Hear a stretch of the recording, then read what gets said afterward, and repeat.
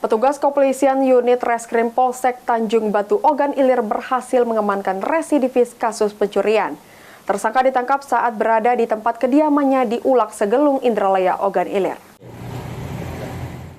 Inilah Romli, 58 tahun, warga Ulak Segelung, Indralaya, Ogan Ilir. Residivis kasus pencurian yang berhasil ditangkap anggota unit Reskrim Polsek Tanjung Batu Ogan Ilir.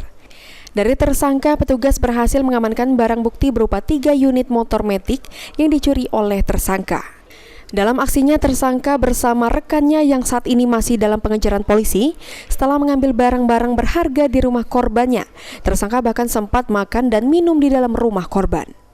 Tersangka sendiri berhasil ditangkap polisi saat berada di kediaman rumahnya. Guna mempertanggungjawabkan perbuatannya, tersangka yang dijerat polisi dengan pasal 363 KUHP ini harus kembali lagi mendekam di sel tahanan Polsek Tanjung Batu Ogan Ilir. Ahmad Romawi, PAL TV.